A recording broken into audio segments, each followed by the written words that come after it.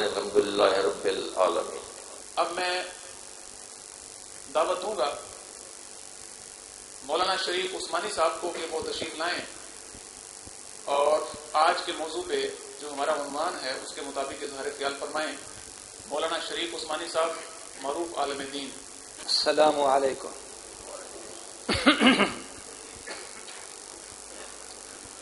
بسم اللہ الرحمن الرحیم، نحمده ونصلي ونسلم على رسوله الكريم، اما بعد، اعوذ باللہ من الشیطان الرجیم، بسم اللہ الرحمن الرحیم۔ یا ایہا الذین آمنوا کونوا قوامین للہ شہداء بالقسط۔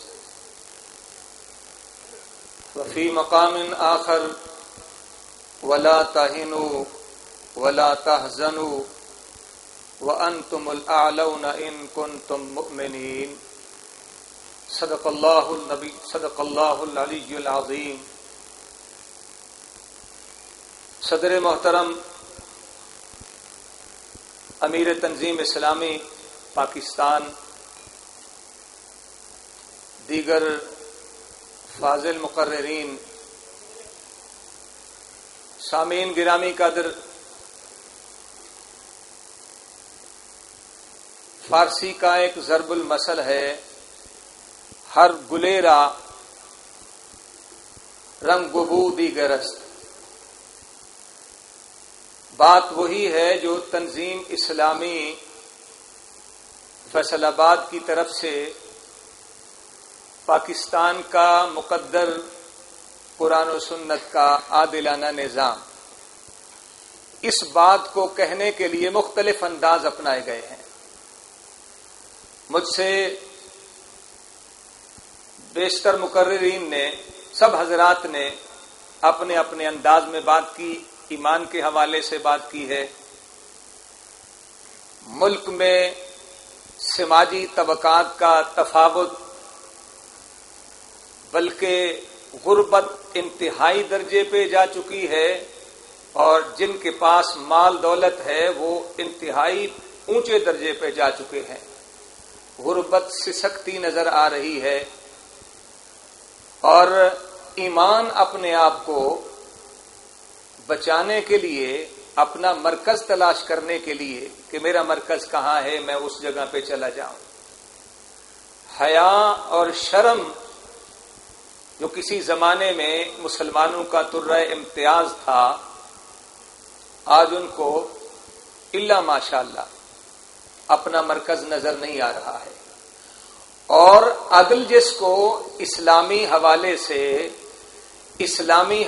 سے جس کو نہایت نمایاں مقام حاصل ہے، عدل ہی سے ہماری شان بنتی تھی، عدل ہی سے اسلام کا وقار تھا، عدل ہی سے مسلمانوں کی پہچان تھی، عدل ہی سے ایک نہیں بیسیوں مسلمانوں نے عدل کا واقعہ اگر کانوں سے سنا اور آنکھوں سے اس کا مشاہدہ کیا تو غیر مسلم مجبور ہو گئے کلمہ پڑھنے کے لیے۔ آج وہ عدل نہیں ہے۔ میں نے جو آیت پڑھی ہے، آپ سمجھدار حضرات ہیں، چونکہ ہمارے رفقا نے جو پروگرام ترتیب دیا ہے، بڑی دیر کے بعد میں شکریہ ادا کرتا ہوں جماعت کے رفقا، بالخصوص جناب لقمان صاحب ہیں، حافظ ڈاکٹر سعید صاحب ہیں، یاد آوری کا شکریہ بھی۔ اصل میں بھی خوشا چیں ہوں مرحوم و مغفور بانی تنظیم اسلامی امیر الاسبق ڈاکٹر اسرار احمد رحمۃ اللہ کا۔ عزیزان گرامی قدر، میں ایک درد سنانا چاہتا ہوں آپ کو۔ باتیں وہی ہیں جو آپ حضرات نے سنی ہیں، اور تفصیل سے گفتگو ہوگی۔ محترم ڈاکٹر حافظ عاقب سعید صاحب کا پروگرام ہوگا، انشاءاللہ سنیں گے آپ۔ قرآن مجید جو کہتا ہے وَلَا تَهِنُوا وَلَا تَحْزَنُوا، نہیں کے سیغے ہیں دونوں کہ مسلمانوں وَلَا تَهِنُوا، وہن میں مبتلا نہ ہو جاؤ، وَلَا تَحْزَنُوا، غم نہ کھاؤ، وَأَنْتُمُ الْأَعْلَوْنَ، اسم تفضیل کا صیغہ بیان فرمایا، تم یقیناً بلندیوں پہ پہنچ جاؤ گے۔ وَأَنْتُمُ الْأَعْلَوْنَ إِن كُنتُم مُؤْمِنِينَ، شرط یہ ہے کہ تمہارے اندر کا ایمان مضبوط ہو جائے۔ اب ہمارے اندر کا ایمان کتنا مضبوط ہے، میں اپنے آپ گریبان میں جھانک کر دیکھوں، آپ میں سے ہر آدمی بڑا ہے چھوٹا ہے، کسی درجے کا ہے، کسی شعبے سے وابستہ ہے، کوئی بھی حیثیت رکھنے والے ہیں، ہم دیکھیں ہمارے ایمان کی کیفیت کتنی ہے۔ نظام عدل کون قائم کرے گا؟ اسلام کا عادلانہ نظام برپا کرنے کے لیے کیا آپ یہ توقع رکھتے ہیں کہ حکمران وہ نظام نافذ کر دیں گے؟ آپ توقع رکھتے ہیں کہ قوت نافذہ عدالت کے پاس ہے، وہ اس کو نافذ کر سکتی ہے؟ آپ سمجھتے ہیں کہ مقننہ کے علاوہ منتظمہ جو ہے پاکستان کی، وہ اس کو نافذ کر دے گی؟ این خیال استو محال استو جنون، ایسا نہیں ہے۔ اس عدل کا مظاہرہ ہم اپنی زندگیوں میں کریں۔ میں ایک چھوٹا سا واقعہ آپ حضرات کے سامنے رکھتا ہوں، چونکہ مجھے کہا گیا ہے معروف عالم دین، آنم کے من دانم، میری حیثیت کیا ہے، لیکن بہرحال مجھے منسوب کیا گیا ہے جن بزرگوں سے، میں ان کا ایک واقعہ سناتا ہوں تھوڑی دیر کے لیے۔ تاریخ اسلام میں ماضی قریب میں ایک بہت بڑا نام ہے سید انور شاہ کاشمیری رحمہ اللہ۔ انڈیا میں مقدمہ چل رہا تھا، شدی سنگٹن تحریک نے دعویٰ کیا ہوا تھا ایک جگہ پہ کہ یہ ہمارے مندر کی جگہ ہے۔ میں ایمان کے اوپر ایک واقعہ سنا رہا ہوں اور عدل کے اوپر ایک واقعہ سنا رہا ہوں۔ مسلمانوں کا دعویٰ یہ تھا کہ جناب یہ جگہ جو ہے ہماری مسجد کی ہے، اور ہندو اپنی اکثریت کے بل بوتے پہ اس کو اکوپائی کر کے اس کو مندر بنانا چاہتے ہیں، ہم اس کی اجازت نہیں دیں گے۔ ہاں ہماری جانوں سے اگر یہ گزر کر کے مسجد بنائیں گے تو 1000 مرتبہ بنا لیں، ہمارے ہوتے ہوئے اپنی زندگی میں ہم ان کو مسجد نہیں بنانے دیں گے۔ اب دونوں طرف سے مقابلہ بازی تھی، ہندو اکثریت میں تھے لیکن مسلمان قربانی دینے کے لیے تیار تھے۔ جج نے، ایک انگریز جج تھا، ایک سکھ جج تھا، دونوں نے مشاورت کے بعد یہ طے کیا بھی ایسا کرو، ایک متفق آدمی تلاش کر لو، اس سے ہم گواہی لے لیتے ہیں، وہ جو کچھ کہہ دے آپ دونوں فریقوں کو یہ بات تسلیم کرنا پڑے گی، جو فیصلہ عدالت دے گی آپ کو ماننا پڑے گا۔ اب ناموں میں سے بہت سارے نام آئے، کئی سارے نام آئے، ہندوؤں نے انکار کر دیا، مسلمانوں نے بھی انکار کر دیا۔ مسلمانوں نے جب حضرت شاہ کشمیری، انور شاہ کاشمیری رحمہ اللہ کا جب نام آیا تو سارے جتنے ہندو تھے سمجھدار، سب نے کہا بھئی ہم مانتے، انور شاہ کاشمیری اگر یہ بات کہہ دیں گے ہم اس کو تسلیم کرتے ہیں۔ آپ اندازہ لگائیں، انور شاہ کاشمیری خاکم بدہن، کیا وہ ہندوؤں کے چرنوں میں تو نہیں جاتے تھے؟ کیا وہ ان سے ڈرتے تھے؟ کیا وہ کسی درجے میں نعوذ باللہ مداہنت کرتے تھے؟ کیا وہ دین کے کسی شعبے کو مس کرنے کے لیے انتظار میں تھے کہ مجھے کہا جائے گا اور میں شعبے کو مس کر دوں گا؟ ہاشا، ایسا نہیں ہو سکتا۔ لیکن ہندو نے کیوں تسلیم کر لیا؟ اس لیے کہ انور شاہ کشمیری جھوٹ نہیں بولے گا، اس کا ایمان اتنا زبردست اور اتنا مضبوط ہے، ہمالیہ بھی جتنا بلند ہے اس ہمالیہ سے بھی بلندی میں ان کا ایمان بلند ہے اور قوت میں اتنا مضبوط ہے۔ منتخب ہوئے حضرت شاہ کشمیری، ان کو کہا گیا کہ حضرت یہ آپ پہ فیصلہ چھوڑا گیا ہے، آپ کی جو گواہی ہوگی دونوں فریق اس کو تسلیم کریں گے۔ ریٹن آ گیا ہے، تسلیم کر لیا ہے، ہندو برادری نے بھی، مسلم برادری نے بھی۔ آپ نے کہا تم نے اچھا نہیں کیا، مجھے منتخب کر کے میرا انتخاب تم نے اچھا نہیں کیا، چلو اب لڑائی ختم ہوتی ہے تو اس کے لیے میں تیار ہوں۔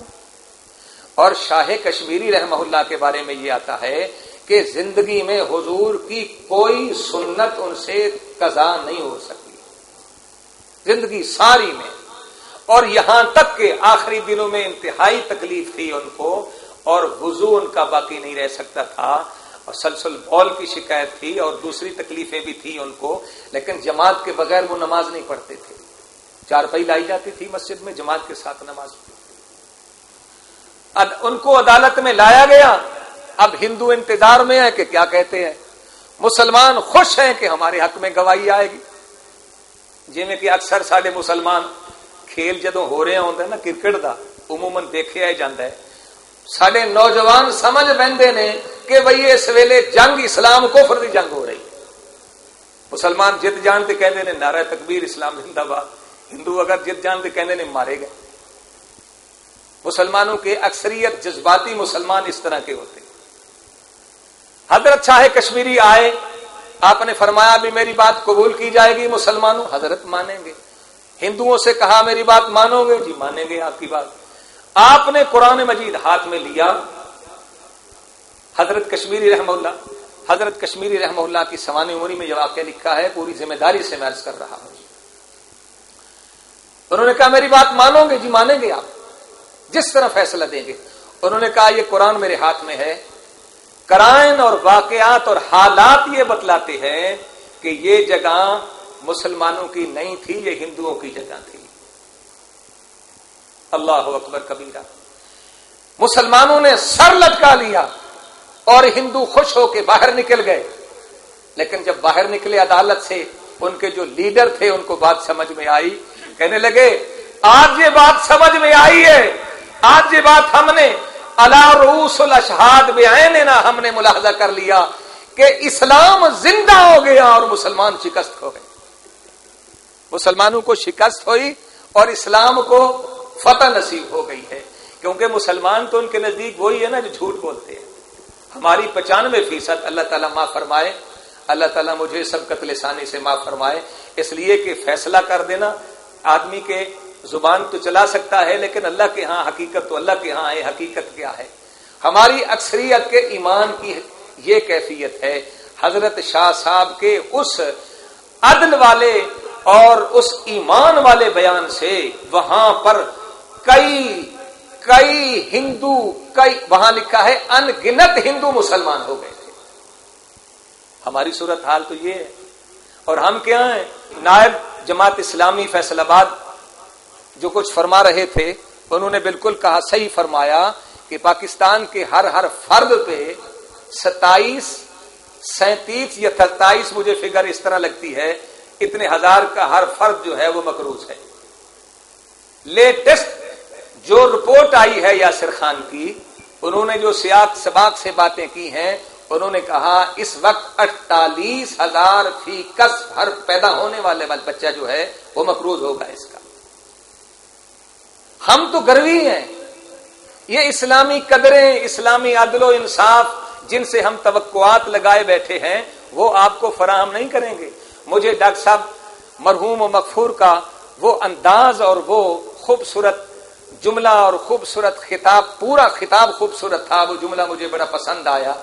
फरमाते थे, लाहौर की जामे कासिमुल उलूम हजरत लाहौरी रहमहुल्लाह के मरकज शेरावाला में उन्होंने फरमाया था, फरमाने लगे पाकिस्तानी ज़ुआमा, हुक्मरानों सुन लो, ये अल्फाज थे उनके, हुक्मरानों सुन लो। जब जोश में आते थे तो तरंग में यूं बात करते थे, हुक्मरानों सुन लो, हम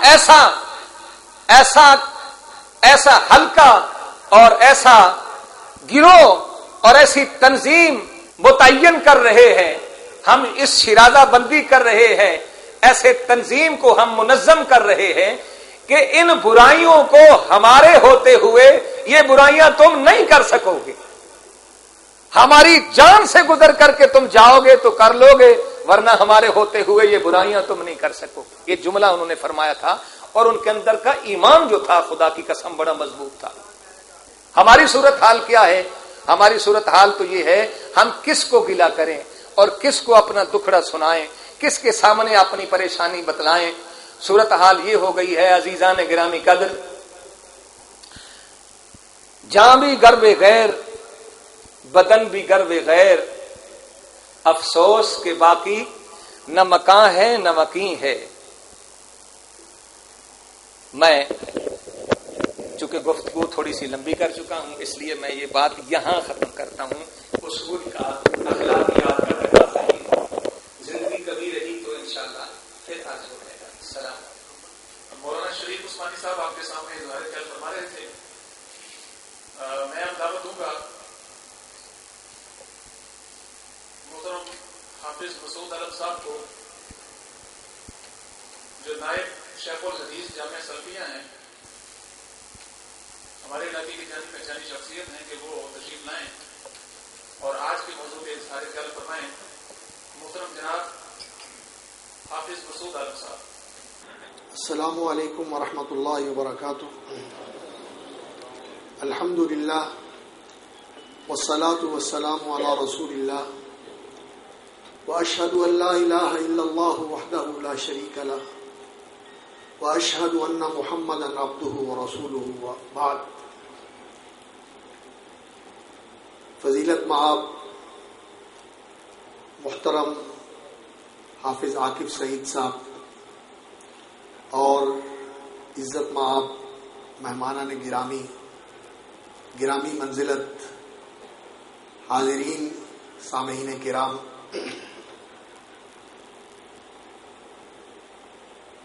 قرآن و سنت کا عادلانہ نظام یہ پاکستان کا مقدر ہے۔ رسول اکرم صلی اللہ علیہ وسلم کی بعثت کا مقصد اللہ رب العزت نے یہ بیان فرمایا ہے، والذی ارسل رسولہ بالہدی ودین الحق لیظہرہ علی الدین کلہ ولو کرہ المشرکون، اور ایک مقام پہ فرمایا وکفی باللہ شہیدا۔ وہ دین حق اور وہ ہدایت جو اللہ نے محمد الرسول اللہ صلی اللہ علیہ وسلم کو دے کر بھیجا ہے، اسے تمام ادیان پر غالب کرنے کے لیے محمد الرسول اللہ صلی اللہ علیہ وسلم مبعوث ہوئے، اور نبی صلی اللہ علیہ وسلم نے فرمایا تھا کہ اللہ تعالیٰ نے مجھے زمین کے مشارق و مغارب سب دکھا دی ہے، اور میری امت کی حکومت ان سب جگہوں تک پہنچنے والی ہے جو اللہ تعالیٰ نے مجھے دکھائی ہے، اور کوئی گھر ایسا نہیں رہے گا، وہ مٹی گارے کا بنا ہوا گھر ہو، اینٹ پتھر کا بنا ہوا ہو، یا خیمہ ڈیرا ہو بال اور کپڑے کا بنا ہوا، ہر گھر کے اندر اسلام داخل ہو کے رہے گا۔ کوئی عزت کے ساتھ اسے قبول کر لے یا کسی کو ناک نیچی کر کے اسے قبول کرنا پڑے، بہرحال اسلام یہ پوری دنیا کا مقدر ہے، پاکستان کا بھی یہ مقدر ہے، اس میں کوئی شک نہیں۔ لیکن میں اور آپ جو اس وقت زندگی گزار رہے ہیں، کیا ہمیں بھی اس عادلانہ نظام کی نعمت سے حصہ مل سکتا ہے؟ کیا ہماری بھی زندگی کے اندر یہ نعمت ہمیں حاصل ہو سکتی ہے؟ اس چیز کے لیے ہمیں کوشش کرنی ہے اور اس کے لیے ہمیں جد و جہد کرنی ہے کہ ہماری زندگی کے اندر پاکستان کا نظام قرآن و سنت کا عادلانہ نظام بن جائے۔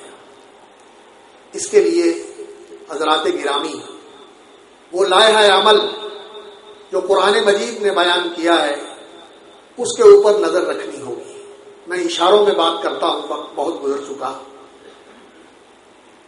یہ آیت 3 مقام پر ذکر ہوئی ہے قرآن مجید میں، ایک سورہ توبہ میں، دوسری سورۃ الفتح میں، اور تیسری سورۃ الصف میں۔ 3 مقامات پر یہ آیت نازل ہوئی ہے۔ 2 جگہوں پر تو ایک جیسے الفاظ ہیں، اور ایک جگہ پر وکفی باللہ شہیدہ کے لاحقے کے ساتھ اللہ نے اسے ذکر فرمایا ہے۔ والذی ارسل رسولہ بالہدی ودین الحق۔ الہدی ودین الحق یہ کیا ہے؟ یہ سمجھنے کی چیز ہے۔ حضرت عبداللہ ابن عباس رضی اللہ تعالیٰ عنہ اور اسی طرح بعض دیگر جلیل القدر صحابہ نے اس کی تفسیر علم اور عمل کے ساتھ کی ہے۔ الہدا رہنمائی، ہدایت، علم، اور علم قال اللہ اور قال الرسول کا علم، قرآن و سنت کا علم، وحی کا علم، یہ علم لے کے آئے ہیں رسول اکرم صلی اللہ علیہ وسلم۔ ودین الحق، دین فرما برداری کو کہتے ہیں، سچی فرما برداری، سچی فرما برداری اللہ کی اور اللہ کے رسول کی، اس طرح جس طرح رسول اکرم صلی اللہ علیہ وسلم نے کی ہے، اسی کو آپ عمل صالح بھی کہہ سکتے ہیں۔ تو رسول اکرم صلی اللہ علیہ وسلم جو مشن لے کے آئے ہیں لیظہرہ علی الدین کلہ، اس کے لیے کون سی چیز ہے جو راستہ تیار کرنے والی ہے، کون سی چیز ہے جو اس منزل کو آسان بنانے والی ہے، وہ علم اور عمل کا راستہ ہے۔ دین کا علم، قرآن و سنت کا علم، وحی کا علم اور اس کے مطابق عمل۔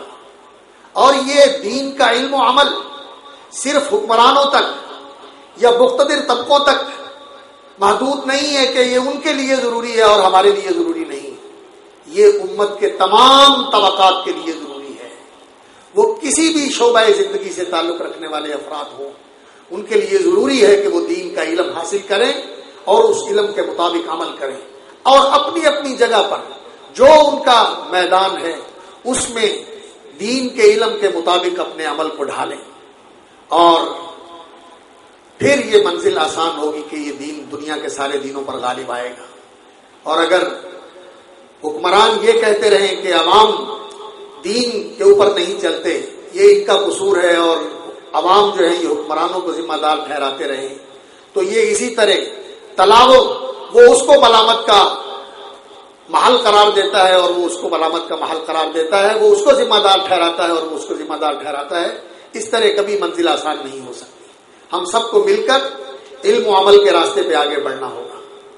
اور محترم حضرت حافظ عاقب سعید صاحب اور اسی طرح تنظیم اسلامی کے رفقا یہاں موجود ہیں، جن کا قرآن مجید کے ساتھ خصوصی تعلق ہے۔ اس آیت کے بعد جو آیات ذکر ہوئی ہیں، اگر ہم ذرا اس آیت کو ان آیات کے ساتھ ملا کے دیکھیں تو سورۃ الفتح میں اللہ رب العزت نے اس کے بعد یہ فرمایا ہے وَكَفَى بِاللَّهِ شَهِيدًا محمد الرسول اللہ والذین معه وشداء علی الکفار رحماء بینہم تراہم رکعا سجدا یبتغون فضلا من اللہ ورضوانا سیماہم فی وجوہہم من اثر السجود ذالک مثلہم فی التوراۃ ومثلہم فی الانجیل۔ دین کے اظہار کے لیے محمد الرسول اللہ والذین معه، محمد الرسول اللہ صلی اللہ علیہ وسلم اور ان کے صحابہ، یہ اس دین کو غالب کرنے والے ہیں۔ اور صحابہ کا جو نقشہ اللہ رب العزت نے پیش کیا ہے، اشداء علی الکفار رحماء بینہم، آپس میں یکجان، ایک دوسرے کے لیے مہربان، اور کافروں کے لیے سخت، کافروں کے ہاتھ آنے والے نہیں، نہ ان سے دبنے والے، نہ ان کے سامنے جھکنے والے، نہ ان کے ہاتھ میں بکنے والے، اشداء علی الکفار۔ لیکن ہمارا کیا ہے؟ ہم جھکے پڑتے ہیں ان کے سامنے، اور ہم ان کے زر خرید ہیں، کسی چیز سے بھی، کسی لالچ سے بھی وہ ہمیں خرید سکتے ہیں۔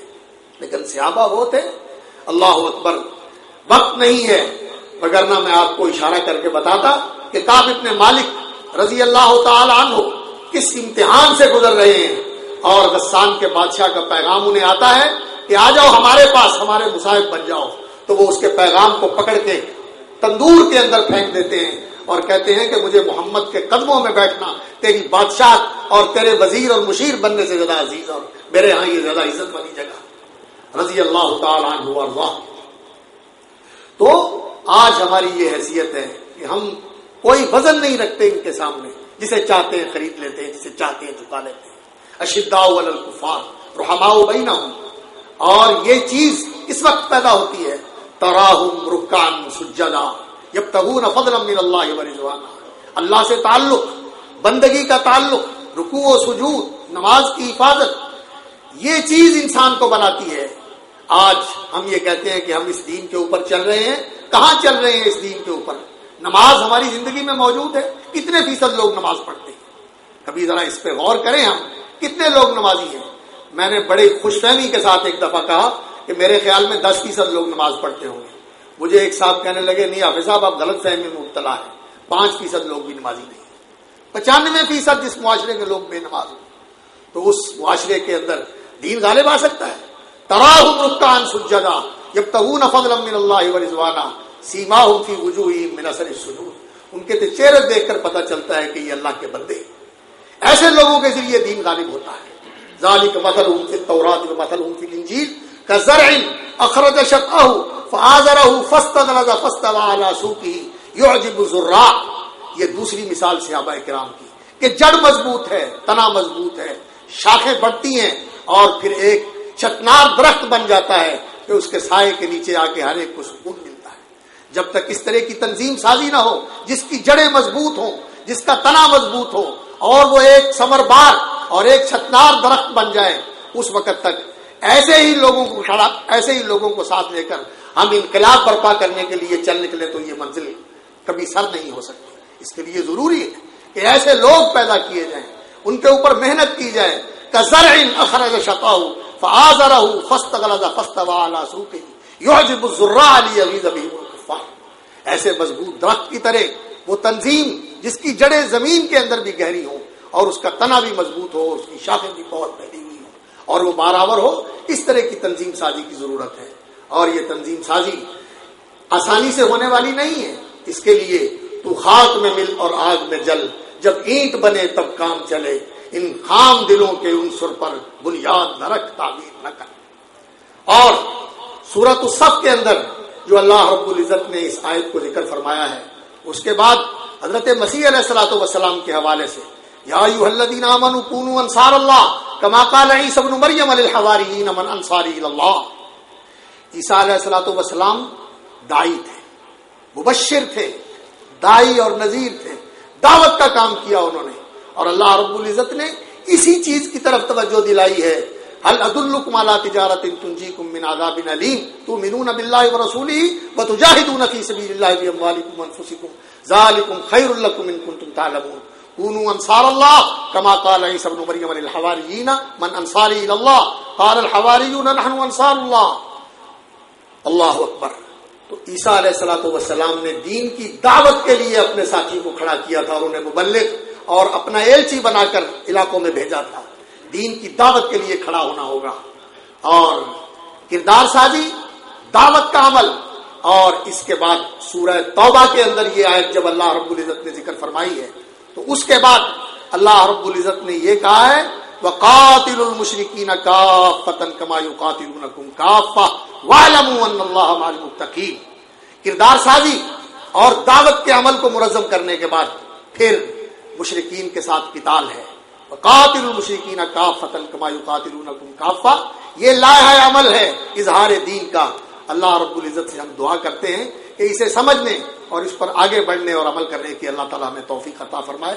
وقت بہت مختصر تھا، اس لیے میں نے اشاروں میں بات کی ہے، باقی انشاءاللہ کبھی وقت ملا تو پھر اس پر انشاءاللہ مزید